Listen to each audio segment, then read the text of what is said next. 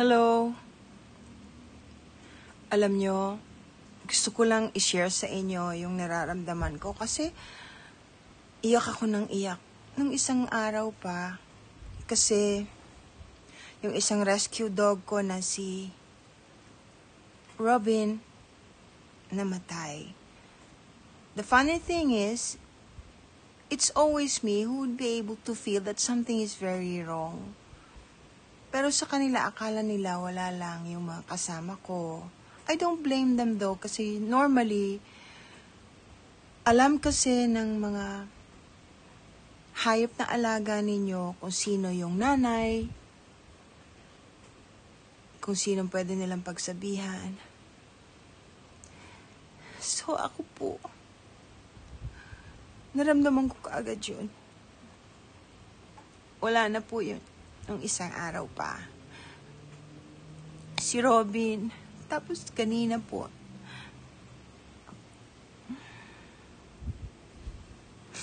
papakita ko sa inyo, yung isang rescue ko na napakabait. Yan po. Ang pangalan po niya, Brutus. Rinescue ko po si Brutus noon. Parang kailan lang, pero matagal na po. Kasi hindi ko ma-determine kung ilang taon na siya nung rinescue ko eh. So I have a funny feeling that he's more than 10 years old. Nagdasal ako kasi he's old. Sabi ko, sana po, huwag niyo namang pahirapan yung aso ko kasi mabait naman yun. Kunin nyo na lang.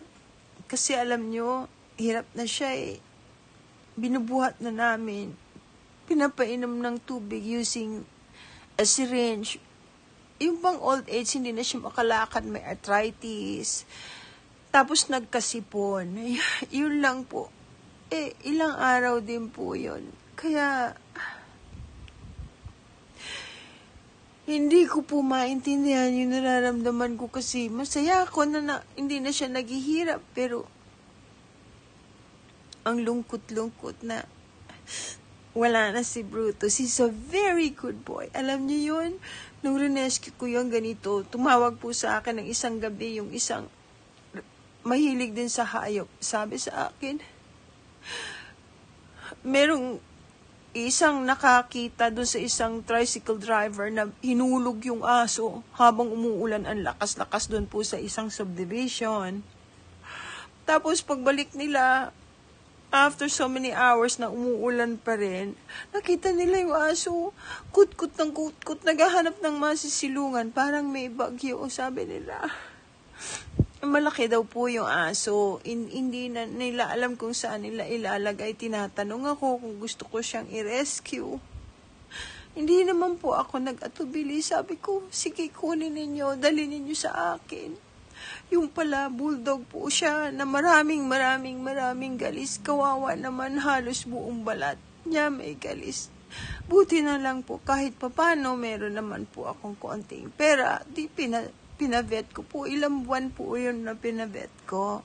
Hanggang sa gumaling. Pakasit po nga aso.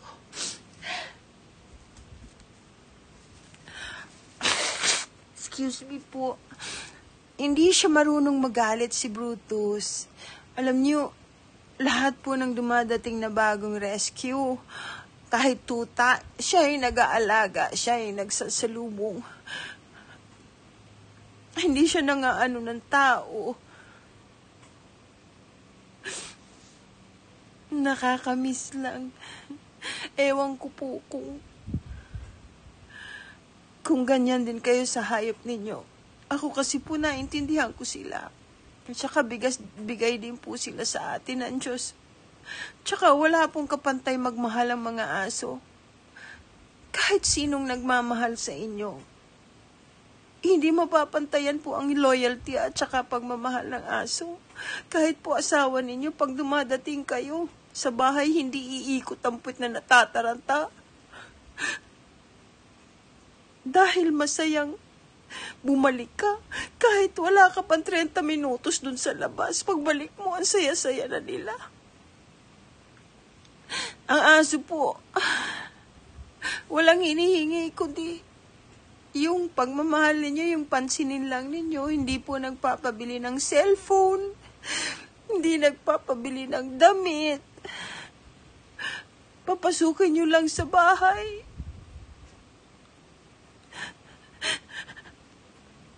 Kaya minsan po, buti pa magtiwala sa aso, sa hayop,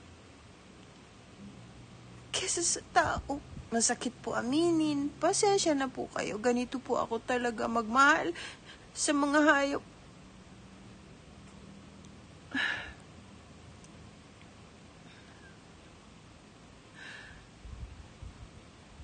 Ang trato ko po sa kanila,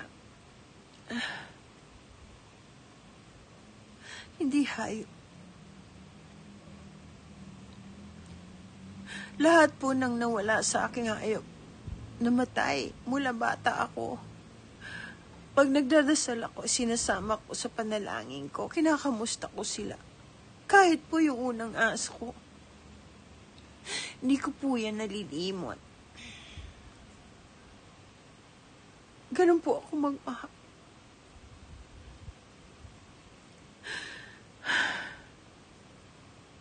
Shinare ko lang po sa inyo.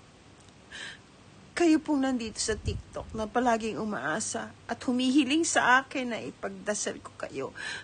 Kung kaya kong gawin yon para sa mga hayop, lalo na po para sa inyo. Lahat po ng humihiling sa akin panalangin, ipinagdadasal ko. Huwag kayong mag-alala. Ito po si Brutus. Meron nga pong nanghingi ng tulog sa akin.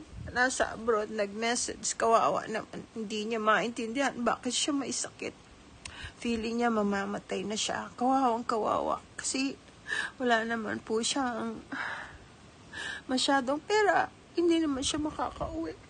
Para tingnan ko, sinilip ko po. Kasi yung nanay niya namatay din ng walang dahilan. Di nila alam kung bakit. Ay, nasilip ko naman po, natulungan. Nasabi ko kung bakit. Kung minsan po, pagpapasensyahan na ninyo, kasi hindi ko sinasabi sa inyo yung 100% na dahilan kung bakit nagkakaganyan. Kasi kung minsan mas maigi pang hindi ninyo alam, magdasal lang po. Manalig sa Panginoon, humingi ng tawad at ihingi ng tawad yung pong ating mga ninuno. Kung minsan po kasi, yung pong reason kung bakit nagkakaganon tayo ay dahil sa kasalanan ng ating mga ninuno. Totoo po yan.